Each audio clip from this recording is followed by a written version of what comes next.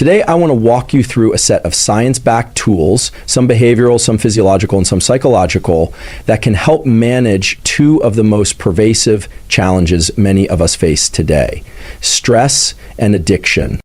Now, before we dive into the tools, let's establish a basic understanding of what these states are from a neurobiological perspective. Understanding the stress addiction loop. Stress is not inherently bad. It's a biological mechanism designed to help us adapt to challenges, but chronic, uncontrolled stress is a different story. It leads to dysregulation of our autonomic nervous system and changes the way our brain processes reward, motivation, and even time perception. Addiction, whether to substances, behaviors, or even thought loops, is tightly linked to stress. They share overlapping neural circuitry, especially in regions like the prefrontal cortex, the limbic system, and the dopaminergic pathways. So if we want to manage either, we need to address both. Let's get into the tools. The fastest and most efficient way to bring the nervous system from a state of heightened stress back to calm is through a pattern of breathing known as the physiological sigh. This is not a breathing technique developed by modern biohackers or meditation experts. It's actually an ancient biological reflex built into our system, used naturally during sleep and certain emotional states, like crying. Interestingly, it also occurs spontaneously in mammals when they're trying to recalibrate their internal state. What's remarkable is that we can deliberately harness this reflex for immediate state shifts. The physiological sigh consists of 2 quick inhales through the nose, followed by a long, extended exhale through the mouth. More specifically, the first inhale should be deep and full. Without exhaling, you then take a second, shorter inhale to maximally inflate the alveoli, the tiny sacs in the lungs that help exchange oxygen and carbon dioxide. After this, you release a slow, controlled exhale through the mouth, ideally longer than the 2 inhales combined. This action not only fills the lungs to their capacity, but also releases excess carbon dioxide efficiently and signals to the brain that it's safe to relax. To understand why this tool works so well, we need to look at how stress operates physiologically. When you're stressed, your sympathetic nervous system is activated. This is your fight or flight system. It causes your heart rate to increase, breathing to become shallow, and pupils to dilate. All of these are adaptive in the short term, but if the stressor is ongoing, whether physical, emotional, or even anticipated, this state can become maladaptive. It wears down the system, makes it harder to focus, increases reactivity, and even impairs immune function. The physiological sigh directly interrupts this pattern. It activates the parasympathetic branch of the autonomic nervous system, specifically the vagus nerve, which helps to lower heart rate, reduce anxiety, and bring a sense of calm and control back into the body. What makes this tool particularly powerful is its speed. Unlike meditation or exercise, which have long-term benefits but require time, a few cycles of physiological sighs, typically 2 to 5, can begin to bring the system back into balance in less than a minute. Moreover, this breathing pattern has been shown in laboratory studies to reduce physiological markers of stress, such as cortisol levels and galvanic skin response. It also improves heart rate variability, which is a key metric for assessing how adaptable your nervous system is. High heart rate variability is associated with greater resilience and emotional regulation, both of which are crucial when navigating addiction or high-pressure environments. What's important to emphasize is that this tool is completely portable. You don't need a quiet room, a yoga mat, or a device.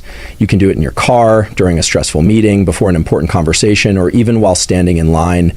The nervous system doesn't care about the setting. It responds to the physiological cues you give it. When you take control of your breath, you take control of your state. Getting natural light in your eyes, particularly within the first hour of waking, is one of the most effective and foundational ways to regulate stress and support overall mental health. This practice directly impacts the circadian rhythm, which is your internal 24-hour clock, responsible for governing sleep-wake cycles, hormone release, body temperature, and even mood and focus. When your circadian rhythm is aligned with the external environment, your body operates more efficiently across numerous systems, including the endocrine, immune, and nervous systems. When light enters the eyes, it hits a specific set of cells in the retina, known as intrinsically photosensitive retinal ganglion cells. These cells don't contribute to vision in the traditional sense. Rather, they send direct signals to the suprachiasmatic nucleus, SCN, of the hypothalamus, which is the central clock of the brain. The SCN then synchronizes all the peripheral clocks in your organs and tissues, ensuring that everything from digestion to cognition is running on the same internal schedule.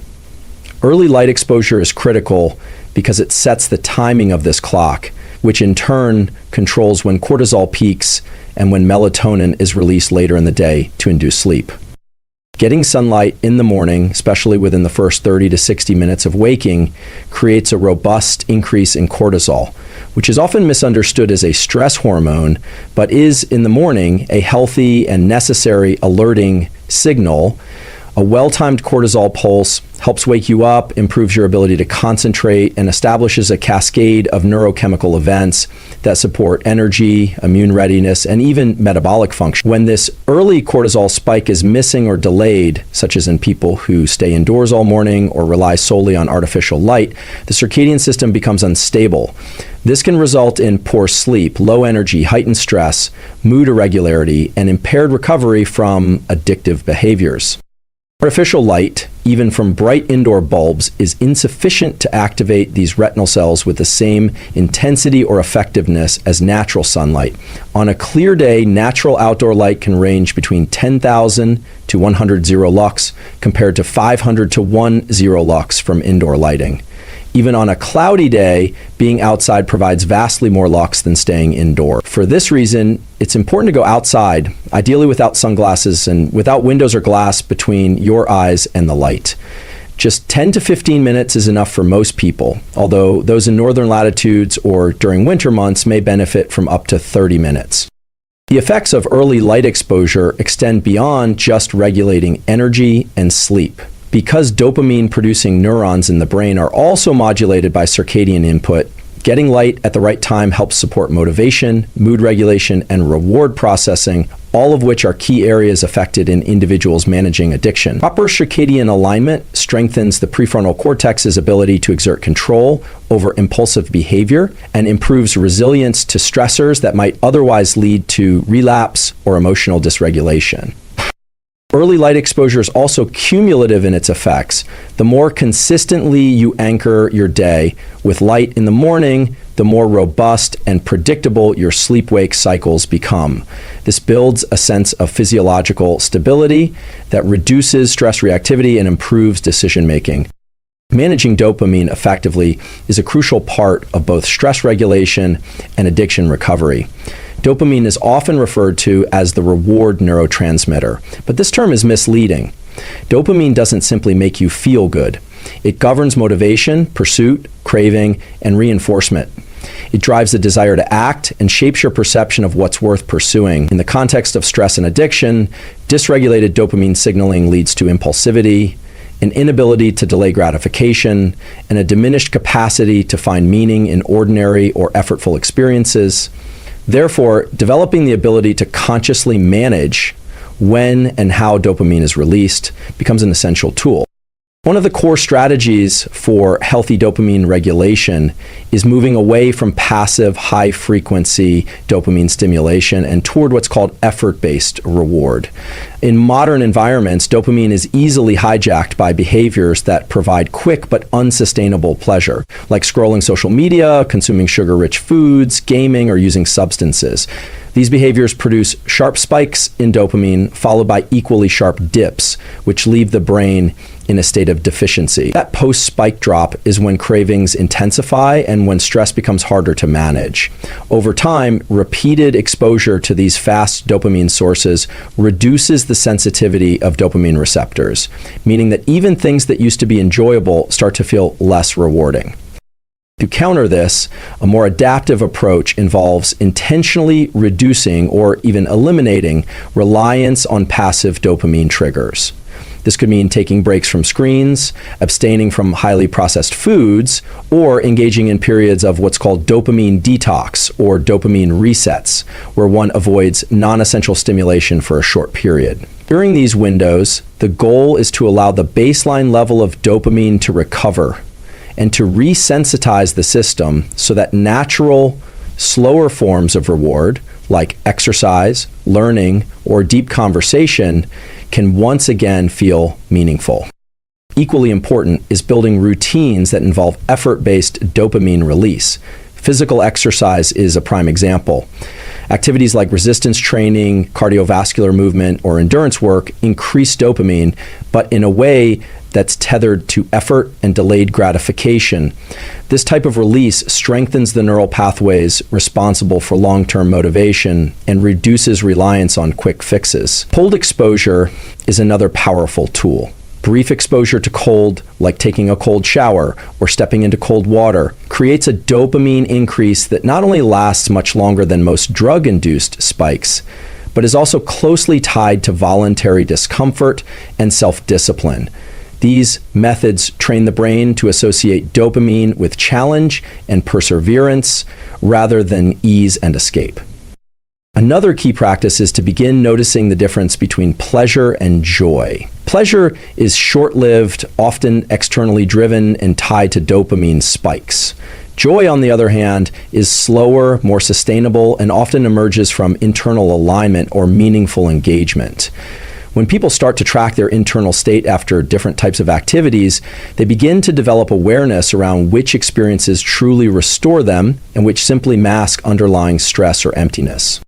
Contingency planning and the use of self-directed protocols are essential tools in managing both stress and addiction. At the most fundamental level, these tools function by preloading decision-making into moments when your cognitive and emotional resources are still intact, rather than relying on willpower during periods of high emotional arousal or fatigue. When someone is stressed or experiencing a craving, the prefrontal cortex, which is responsible for executive function, impulse control, and future planning, often goes offline or becomes less effective. In those moments, the brain reverts to habitual patterns or emotional reactivity. Having a predetermined action plan, a specific behavioral script to follow, bridges that gap between impulse and intention. A contingency plan is essentially an if-then statement. For example, if I feel overwhelmed, then I will take 3 deep breaths and step outside for 5 minutes. Or, if I feel the urge to use, then I will text a friend or move my body for at least 90 seconds. These are not vague intentions. They are precise, actionable, and rehearsed. The power of this lies in automation. When you don't have to deliberate about what to do, you reduce decision fatigue, and you also reinforce a sense of agency.